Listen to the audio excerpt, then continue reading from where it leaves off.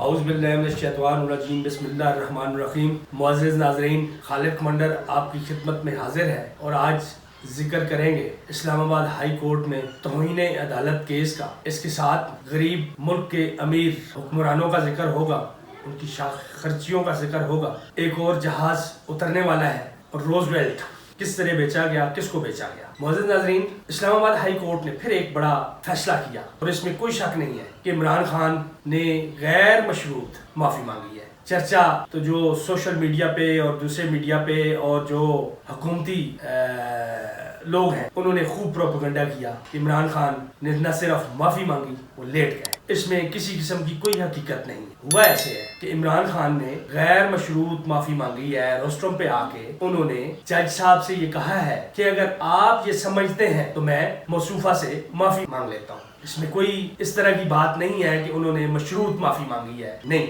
ऐसा नहीं है कोई कि उन्होंने तस्लीम कर लिया हो कि वाकई मैंने गलत काम किया है। वो अब भी उसी बात पे कायम है कि उन्होंने जो बात की है वो अदालती कार्रवाई चाराजोई करने की बात की थी आईजी और मौसूफा, और कभी उनके ज़हन में ऐसी चीज़ नहीं थी कि वो इस पे इस तरह की कार्रवाई करेंगे जो तौहीन अदालत का बाइस बने। अदालत के इस फैसले से कि उन्होंने पोस्टपोन कर दिया इस मामले को और 2 अक्टूबर को दोबारा जो है इसकी समाअत होनी है, लेकिन इसमें बज़ाहिर अब नज़र यही आ रहा है कि अदालत इसी नतीजे पे पहुंचना चाहती थी जो पिछली एक दफ़ा, दूसरी दफ़ा और ये तीसरी दफ़ा ये काम हो गया, जो एक कन्फ्लिक्ट की तरफ नज़र आ रहा था चले जाएंगे, वो ऐसे नहीं हुआ।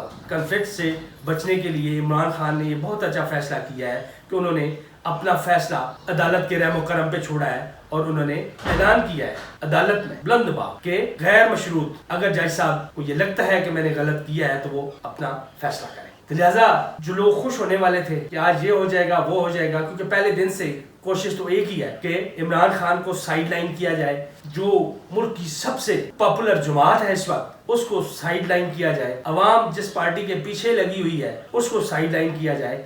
लेकिन कल भी उनको नाकामी हुई। हालांकि ये केस ऐसा बनता ही नहीं था, ये राई को पहाड़ बनाया गया, नहीं ऐसे केस बनता था। अगर दूसरी साइड पे देखें गुज़श्ता बरसों में, गुज़श्ता दिनों में, महीनों में, तो पीडीएम के लोगों ने बहुत ही वाशगाफ अल्फाज में तौहीन अदालत की, हर तरीके से की, यहाँ तक कि गालम गलोच तक भी गए। और ये जो इमरान खान ने एक जलसे में, ठीक है, एक जज्बात में आके अपने साथी के खिलाफ जो कुछ हो रहा था, पुलिस ने जो कुछ किया और फिर अदालत में जो कुछ हो रहा था रिमांड, उस सूरत में एक जज्बात में आके उन्होंने ये नाम ले लिया और उस पर बहुत अच्छा फैसला हुआ कि अदालत में और इमरान खान ये एक कन्फ्लिक्ट से बच गए और एक अच्छा फैसला आने की तवक्को है जो अभी नजर आ रहा है। दूसरी अब बात करेंगे गरीब मुल्क के अमीर हुक्मरान। बातें तो काफी दिनों से गर्दिश कर रही थी कि जहाँ पे हमारे प्राइम मिनिस्टर साहब, वजीर खारजा साहब और उनका लौ लश्कर जिस महंगे तरीन अमेरिका के होटल में ठहरा हुआ है उसका पर नाइट एक रात का 4 से 6 हज़ार था। लेकिन अब बात क्लियर हुई है कि वो $10,000 तक एक रात का खर्चा है एक शूट का। तो $10,000 का मतलब ये है कि आजकल जो डॉलर का रेट चल रहा है तो एक शहबाज शरीफ साहब की एक रात जो है वो इस गरीब मुल्क पाकिस्तान को 24 लाख में पड़ रही। और उसके अलावा बाकी जो खर्चे हैं, खाने पीने के खर्चे हैं और याशियों के जो खर्चे हैं वो इससे हटके हैं। और गाड़ियों में जो आना जाना है वो आप सोच भी नहीं सकते कि ये टोटल कहाँ जा पहुंचेगा। अरबपति हैं शहबाज शरीफ साहब भी और बिलावल जरदारी भुट्टो साहब भी अरबपति हैं, लेकिन इनको तौफीक नहीं हुई कि अपनी जेब से कोई लगाएं। ये तो हमेशा जब भी सरकार में आते हैं तो सरकार की जेबें, सरकार के खजाने इसी तरीके से खाली करते हैं। इससे पहले जरदारी साहब के चर्चे थे, वो हमारे महंगे तरीन सदर थे जो बैरूनी खर्चों पे अललम तललम खर्चे करते थे। और अब शहबाज शरीफ का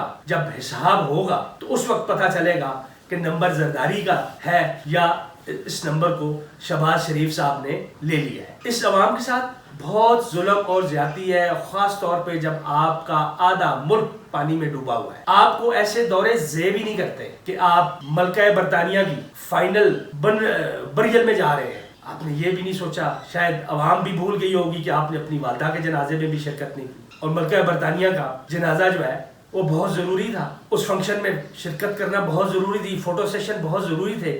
آپ کی قوم آدھے سے زیادہ ڈوبی ہوئی ہے، اور پھر آپ کو کون قرضے دے گا؟ آپ کی مدد کون کرے گا؟ ایک تو آپ اخباروں کی، کبھی وکی لیک تھی، کبھی کسی اور لیک کی، آپ لوگ زینت بنے ہوئے ہیں، دنیا کو پتہ ہے ہر چیز کا، اور پھر آپ مہنگے ترین ہوٹلوں میں جا کے رہتے ہیں۔ کیا دیکھنے والے یہ نہیں دیکھتے؟ ان کو نہیں پتا ہوگا کہ یہ وہی حکمران ہے کہ ان کی دی ہوئی امداد کا بھی یہی اشر انہوں نے کرنا ہے، یہ امداد ان لوگوں تک تو نہیں جائے گی، ایسے مہنگے ہوٹلوں تک جائے گی۔ آپ اپنا کعبہ کب ٹھیک کریں گے؟ آپ دنیا کو الو کب تک بنائیں گے؟ ایسے تو آپ کو کوئی نہیں پوچھے گا۔ اور یہاں تک کہ یہ بھی پتا چلا ہے کہ آپ کشمیر کا نام تک نہیں لیا گیا کہیں بھی، کسی بھی فورم پہ کشمیر کو حذف کر دیا گیا، اور یہاں تک کہ جو سب سے تگڑا گروپ کشمیریوں کا امریکہ میں بیٹھا ہوا ہے اس سے درخواست کی گئی ملنے کی، اور انہوں نے بھی انکار کیا ہے۔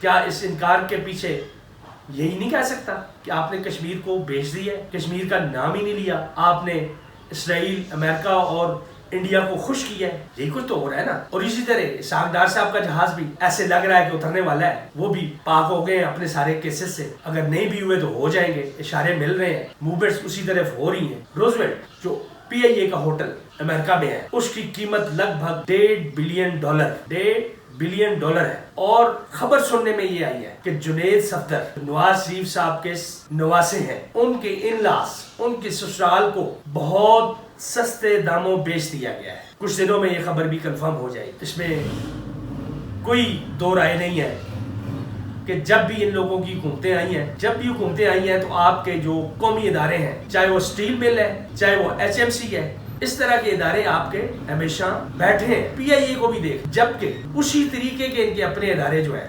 اتفاق ملز کو دیکھ لیں، ان کی شوگرز ملز دیکھ لیں، ان کے جو اپنی ہوائی کمپنیاں ہیں، ایئر بلو ہے، شاہد خان کا عباسی کی کون سی ہے، ان کی ترقیاں دیکھ لیں کہ وہ کیسے ترقی کر جاتے ہیں، ان کی مینجمنٹ وہاں کتنی اچھی ہوتی ہے، اور جہاں جس مقصد کے لیے انہوں نے حکومت میں الیکشن جیت کے آئے ہوتے ہیں، اس کے جو ادارے ہوتے ہیں اس کو کیسے یہ تباہ و برباد کرتے ہیں۔ یہ 3 دہائیوں سے 4 دہائیوں سے انہی کی باریاں لگی ہوئی تھیں، یہی کرتے رہے ہیں۔ جو قومی ادارے ہیں وہ بیٹھتے گئے، وہ دیوالیہ ہوتے گئے، جو ان کے اپنے ادارے ہیں وہ دن دگنی رات چگنی ترقیاں کرتے گئے، اور دیکھ لیں یہ لوگ کہاں سے کہاں پہنچ گئے ہیں، اور پھر کہتے ہیں جی کہ یہ دولت ہماری اپنی ہے، لوٹی ہوئی نہیں ہے، یہ لوٹی ہوئی دولت ہے، یہ پاکستان کو آپ لوگوں نے کھایا ہوا ہے، یہ پاکستان کو آپ نے دیوالیہ کیا ہوا ہے۔ یہی ظلم اس قوم کے ساتھ ہوتا رہا ہے، عوام ڈوبی ہوئی ہے، اور آپ دوروں پہ دورے کیے جا رہے ہیں، واپسی کا نام ہی نہیں لے رہے، اور اللم تللم خرچے کیے جا رہے ہیں، کوئی آپ کو پرواہ ہی نہیں ہے کہ یہ خرچے کم کرنے ہیں نہیں کرنے ہیں۔ غریب ملک ہے، یہ جو ڈوبی ہوئی عوام ہے اس پہ بھی وہ خرچ کرنا ہے یا نہیں کرنا ہے۔ اس کے ساتھ ہی اجازت چاہوں گا، اللہ حافظ، پاکستان پائندہ باد۔